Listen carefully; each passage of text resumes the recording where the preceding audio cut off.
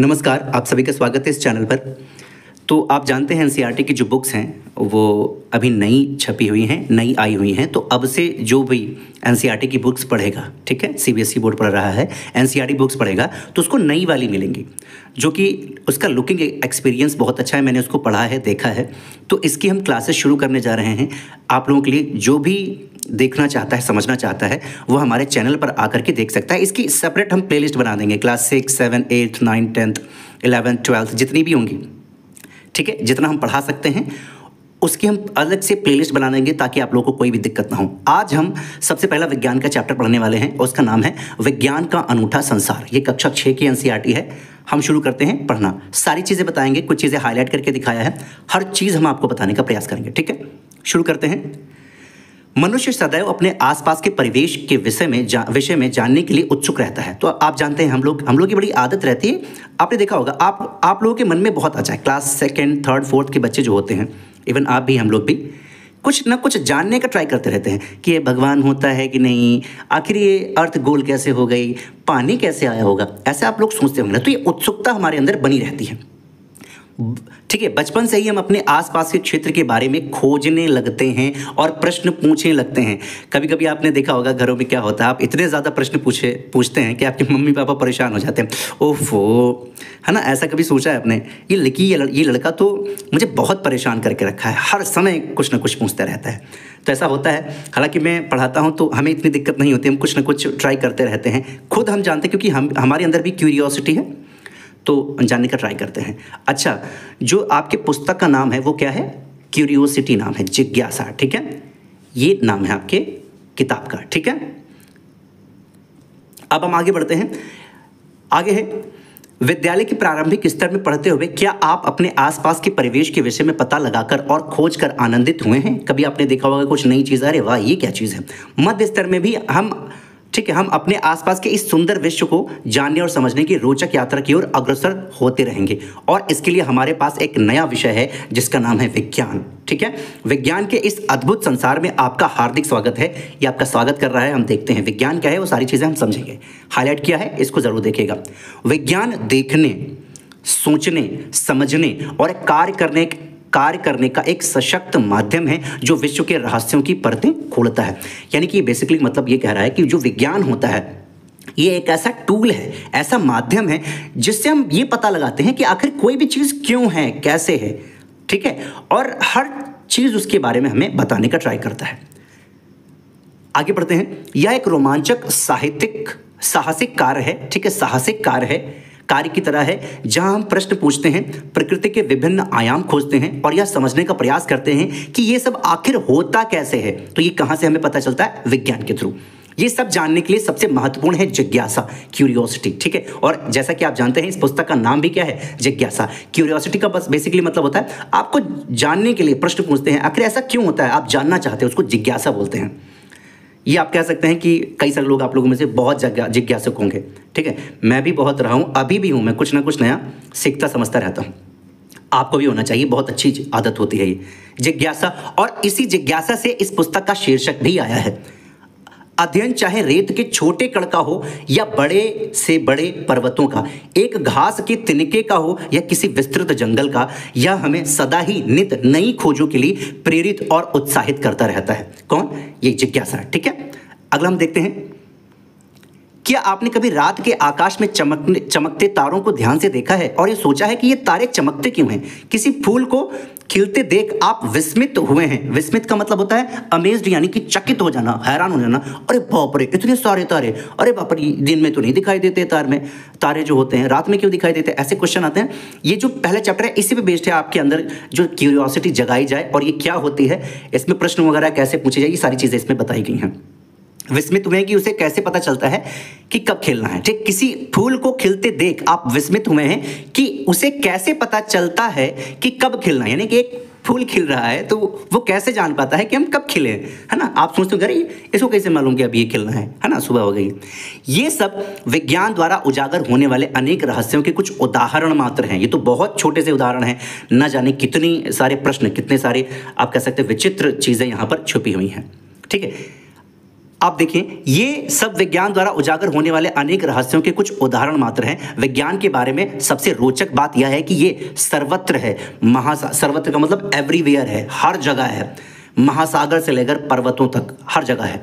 महासागर की गहराइयों से लेकर आप यहाँ पर्वतीय क्षेत्र देख लीजिए, आगे आप देख लीजिए मरुस्थल वाला एरिया है और ये समुद्र तट है, ठीक है।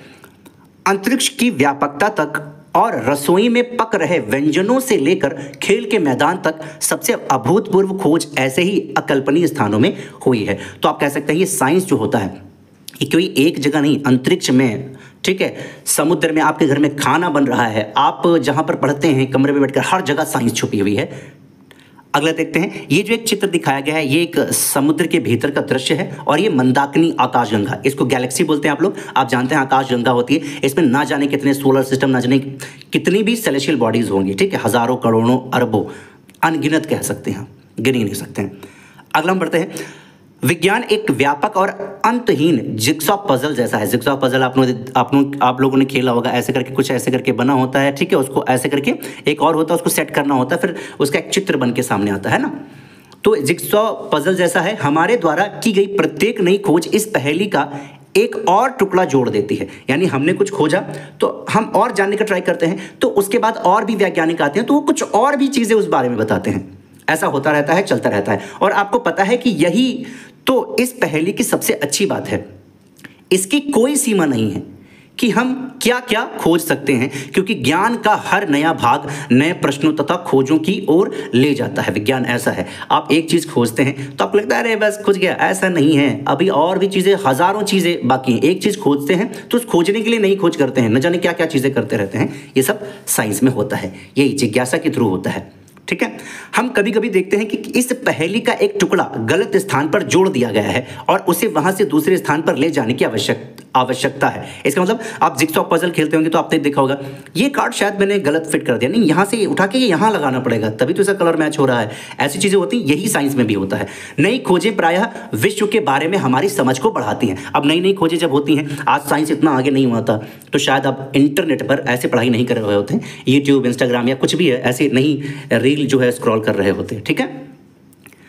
अब अगला देखते हैं, आप जैसे जैसे यह पुस्तक पढ़ेंगे आपके सामने अनेक रोचक विचार आएंगे, आप कई नए प्रयोग करेंगे जो आपको विचार करने को प्रेरित करेंगे और आप यह भी जानेंगे कि हमारे दैनिक जीवन में ये सब कैसे उपयोगी हैं।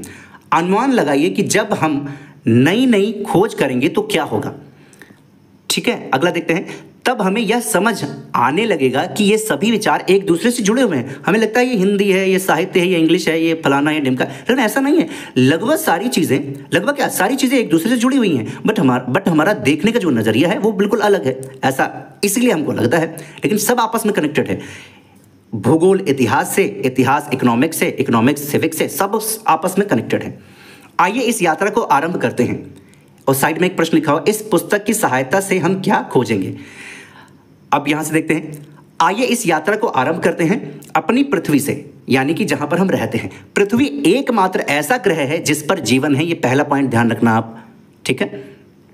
ये एकमात्र अभी हम जितना जानते हैं, जितना हम लोग यहाँ रहकर, इस धरती पर रहकर जानते हैं, यहीं पर जीवन है। यहाँ पर पशु पक्षी हैं, सारी चीज़ें हैं, सांस लेते हैं, सोचते हैं, और हमें कोई ऐसा ग्रह नहीं मिला है, ना ही हमारे सोलर सिस्टम में ऐसा है। पृथ्वी पर पर्यावरण भी है जिसकी रक्षा करना अति आवश्यक है। पृथ्वी पर जीवन की एक अद्भुत विविधता है, पौधे और जंतु। यहाँ पर आप देखते हैं कई प्रकार के पौधे पाए जाते हैं और जंतु पाए जाते हैं, है ना। अभी हम बात करेंगे, पिक्चर के माध्यम से इसे बहुत अच्छे तरीके से एक्सप्लेन किया गया है। जो इस ग्रह के विभिन्न क्षेत्रों में जीवित रहने और फलने फूलने में सफल हो सके हैं। आपने किसी बीज को एक पौधे में और किसी इल्ली मतलब कैटरपिलर वही जो उसके बाद तितली वगैरह बनती है ना, वही कैटरपिलर को एक सुंदर तितली में परिवर्तित होते देखा होगा, तथा ऐसे अनेक अवलोकन किए होंगे। अवलोकन का बेसिकली मतलब होता है ऑब्जर्वेशन, यानी कि आपने देखा कि सामने एक ऑब्जर्व करना, आप समझ रहे होंगे क्या चीज़ होती है। जैसे कैटरपिलर धीरे धीरे करके क्या होती है, पत्ती को खा रही है, तो आप उसको ऑब्जर्व कर रहे हैं, देख रहे हैं, अच्छा ये खा गई, फिर धीरे धीरे वो क्या होती है, तितली बन जाती है, तो आपने ये ऑब्जर्व किया, इसी को ऑब्जर्वेशन बोलते हैं। इन पौधों और जंतुओं का विकास किस प्रकार होता है, आपके मन में ये प्रश्न आता है, और साइंस हमें धीरे धीरे जवाब देता है। ठीक है, तो यहां पर आप देख लीजिए कैटरपिलर दिखाया गया है और एक यहां पर देखिए पौधा छोटा सा दिखाया गया, ये पेड़ में परिवर्तित हो जाएगा। ठीक है, और यहां पर एक गाय दिखाई गई है उसके बछड़े के साथ। अगला देखते हैं, वास्तव में हमारे शरीर की वृद्धि यानी विकास, डेवलपमेंट के लिए हमें भोजन की आवश्यकता होती है। यह भी पॉइंट इंपॉर्टेंट है, याद रखिएगा। विशेष रूप से भारत जैसे विशाल और विविध देश में भोजन अत्यंत मन भावन है। यानी आप जानते हैं हमारे देश में अलग अलग टाइप के बहुत सारे फेमस हैं, यहाँ की बिरयानी, वहाँ का पाव भाजी, ऐसे करके फेमस है ना, और अलग अलग डिशेस हैं जिनको देखकर मन भावन का मतलब होता है मन को भाव, मतलब भा जाता है कि यार खाते हैं मजा आ जाएगा, है ना, ऐसा। देश भर में विभिन्न प्रकार के स्वादिष्ट पकवान और उनको बनाने की विशिष्ट विधियां हैं। वे सब किससे बनते हैं, हम इसे कैसे पता करेंगे? तो यहाँ पर देखिए कुछ डिशेस हैं, यहाँ पर आप देख सकते हैं। अब देखिए, हमें जीवित रहने के लिए भोजन के साथ साथ जल की भी आवश्यकता होती है। इस पॉइंट को भी ध्यान रखिएगा। जल एक अत्यंत आनंददायक पदार्थ है। क्या आप कभी बारिश में दौड़े हैं? देखा होगा हम लोग जब बारिश वगैरह होती है तो छत पे नहाते हैं लेट करके, है ना, फर्श वगैरह होती है तो उस पर स्लिप मारते हैं, तो उसमें आनंद तो लिए हैं। ठीक है, भागे और कूदे हैं। क्या आपने कभी सोचा है कि बारिश क्यों और कैसे होती है? ये सब प्रश्न आते हैं। आगे चल के धीरे धीरे जब हम चैप्टर आगे बढ़ेंगे तो इन प्रश्नों के जवाब हम ढूंढते जाएंगे, खोजते जाएंगे। क्या आपने ध्यान दिया है कि जल ठंडा करने पर बर्फ बन जाता है और गर्म करने पर उबलने लगता है? ऐसा कैसे होता है कि पानी तो है, ठीक है, वो उसका फॉर्म कैसे चेंज हो रहा है? बर्फ बना, फिर गर्मी लगी उसमें, तो क्या वो पानी बन गया, और बहुत ज़्यादा गर्मी लगी तो वो उड़ के बादल बन गया, उसके बाद फिर बरसा। ये सारी चीज़ें, ये सर्कल चलता रहता है, इसको वाटर साइकिल बोलते हैं। क्या आपको भी गर्मी में ठंडा जल पीने या सर्दियों में गर्म जल से नहाने में आनंद आता है? बिल्कुल आता है। हम गर्म और ठंडे को कैसे समझते हैं, चाहे वह जल हो या जोर से तपते हमारे शरीर का तापमान? कोई वस्तु कितनी गर्म है यह ज्ञात करना महत्वपूर्ण है। अब यहाँ पर देखिए बारिश दिखाई गई है, यहाँ सनलाइट, बारिश हो रही है, कैसे ये फॉर्म चेंज हो रही है, ये सारी चीज़ें दिखाई गई हैं। और फिर हमारे आसपास अनेक प्रकार की वस्तुएं हैं। जिस कागज़ पर हम लिखते हैं, धातु की चाबी यानी कि जो मेटल की चाबी बनी होती है ना, प्लास्टिक का पैमाना यानी जो स्केल्स वगैरह होती हैं, हमारे बॉक्स में मिटाने वाला रबर, बॉक्स को बंद करने वाला चुंबक, हमारे पहनने के कपड़े, दूध पीने का प्याला और बहुत सी अन्य वस्तुएं, ये सब किससे बनी होती हैं? क्या ये विभिन्न पदार्थों से बनी होती हैं? हम विभिन्न पदार्थों को एक दूसरे से कैसे पृथक कर सकते हैं? इन सब पर जवाब मिलने वाला है हमको इस जिज्ञासा वाली पुस्तक में, यानी साइंस की बुक में। ठीक है, ये देखो कई सारे लोग खड़े हुए हैं, एक आई थिंक ये टीचर है, वो समझा रही है बच्चों को क्या चीज़ें हो रहा है ना, आसमान में दिखा रही है। इस पुस्तक की यात्रा में हम जैसे जैसे आगे बढ़ेंगे वैसे वैसे इस पृथ्वी पर विद्यमान प्रत्येक वस्तु के बारे में प्रश्नों की एक अंतहीन सी सूची बनती जाएगी, किंतु प्रश्नों की यह सीमा केवल पृथ्वी के लिए ही क्यों हो? हम इसके अलावा सूर्य का भी अध्ययन करेंगे, सूर्य के बारे में जानेंगे, चंद्रमा के बारे में जानेंगे, आकाश के बारे में जानेंगे। ठीक है, और लाखों जो तारे हैं उनके भी बारे में तो जानेंगे, क्योंकि उस पर भी तो हमारे प्रश्न उठते हैं। चाहे आपको किसी पत्ती की संरचना के बारे में जानना हो, या कि वस्तुएं कैसे गति करती हैं, या कि मूंगफली के छिलके को कैसे अलग करते हैं, इस पुस्तक का प्रत्येक अध्याय आपकी जानने की इच्छा को तो जागृत करेगा ही, संभवतः आपके मन में अनेक प्रश्न भी पैदा करेगा। यहाँ पर देखिए एक प्रश्न लिखा हुआ है, हम स्वयं अपने प्रश्नों के उत्तर ढूंढने का प्रयास कैसे कर सकते हैं? आगे देखते हैं। चाहे आपने ध्यान न दिया हो, फिर भी आप अनेक प्रश्नों के उत्तर अब तक ढूंढते रहे होंगे। मान लीजिए कि आपकी कलम लिखना बंद कर देती है, तब आप क्या करेंगे? आप कुछ लिख रहे थे और आप देखते हैं कि मेरा कलम तो चलना बंद हो गया, यानी पेन नहीं चल रहा, क्या हो गया? तो आप दिमाग लगाएंगे ना, क्या हो सकता है उसमें, जो स्याही पड़ी है, क्या पता इंक खत्म हो गई हो। अब उसके बाद देखेंगे आप, इंक तो है, क्या हो सकता है? तो आगे का जो निब है, क्या पता वो खराब हो गया होगा, कुछ भी हो सकता है ना। आप ऐसे ही जो अपने सवालों, पहले सवाल पूछा, अरे ये क्या हो गया, मेरे पेन चलना बंद क्यों किया, ये आप समझ गए ना, ये प्रश्न पूछा आपने, और फिर अपने आप से उत्तर जानने का प्रयास कर रहे हैं। ऐसे ही साइंस चलता है। ठीक है, आप शायद अपने आप से यह प्रश्न पूछेंगे, मेरी कलम ने लिखना क्यों बंद कर दिया है? आप यह अनुमान लगाएंगे कि कलम में स्याही समाप्त हो गई होगी। ठीक है, यह आप अनुमान लगाएंगे। उसके बाद तब आप इस अनुमान का परीक्षण कलम खोलकर और रिफिल की स्याही जांच कर करेंगे। अब भाई ये भी तो आप देखेंगे कि कलम की स्याही खत्म हुई या नहीं, तो आप खोलेंगे कलम को और देखेंगे कि ठीक है, यदि वह खाली है तो आप जान जाएंगे कि आपका अनुमान सही था। जैसे ही वो खाली आप देखेंगे तो आप समझ जाएंगे, हाँ ये इसीलिए चलना बंद हो गया क्योंकि इसमें स्याही खत्म हो गई है। ठीक है, परंतु मान लीजिए कि आप देखते हैं कि स्याही समाप्त नहीं हुई है, तब क्या होगा? तब आप क्या करेंगे? आप एक और अनुमान लगाएंगे कि संभवतः स्याही सूख गई हो। ये भी तो हो सकता है कि स्याही सूख गई हो, तो अब जब वो लिक्विड फॉर्म में नहीं है तो पेन से नीचे आ ही नहीं रही है। इसकी जांच करने के लिए कि यह अनुमान सही है नहीं, अब आप कुछ और करने का प्रयास करेंगे। वास्तव में विज्ञान ऐसे ही कार्य करता है। आपके यह जानने का प्रयास कि आपकी कलम ने लिखना क्यों बंद कर दिया है, वैज्ञानिक विधि का एक उदाहरण है। समझ गए? ये जो आपका पेन जिससे आप लिख रहे थे, इसने लिखना क्यों बंद कर दिया है, ऐसा क्यों होता है, ये सब जो होता है इसी को वैज्ञानिक विधि कहा जाता है। ये एक वैज्ञानिक विधि का उदाहरण है।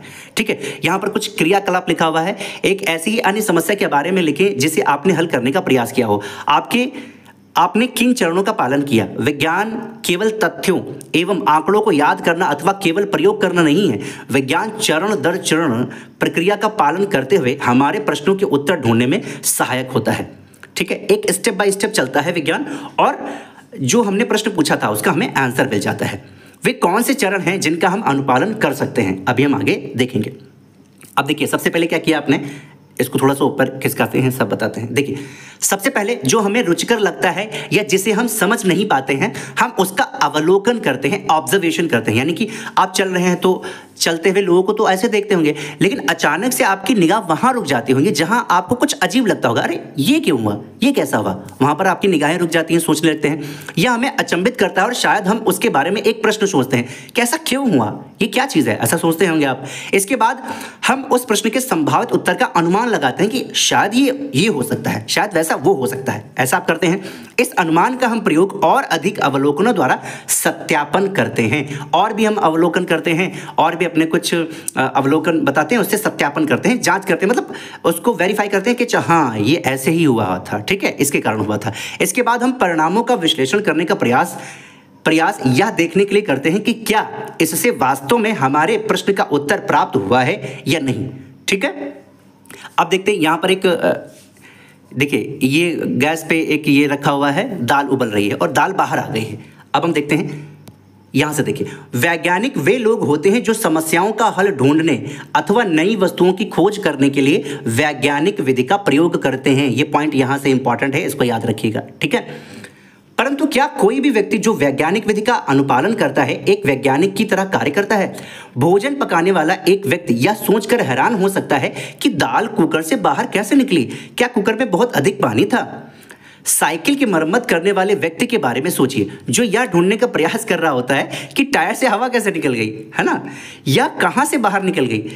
या कोई विद्युत ठीक करने वाला, यानी कि जो बिजली का बल्ब होता है ना, उसको ठीक करने वाला व्यक्ति यह ढूंढने का प्रयास कर रहा होता है कि विद्युत जो बल्ब है, इलेक्ट्रिक जो बल्ब है, क्यों नहीं जल रहा। क्या कोई समस्या बल्ब में है या स्विच में है? भाई कहीं भी हो सकती है ना। जब हम प्रश्न पूछने और इनका उत्तर ढूंढने का प्रयास करते हैं तो एक तरह से हम सभी वैज्ञानिकों जैसा कार्य करते हैं। यानी कोई भी हो, जाने या अनजाने में पंक्चर जो जोड़ रहा है ना, पंक्चर जो देख रहा है, वो नहीं जानता विज्ञान क्या है, लेकिन वो इस्तेमाल कर रहा है विज्ञान का।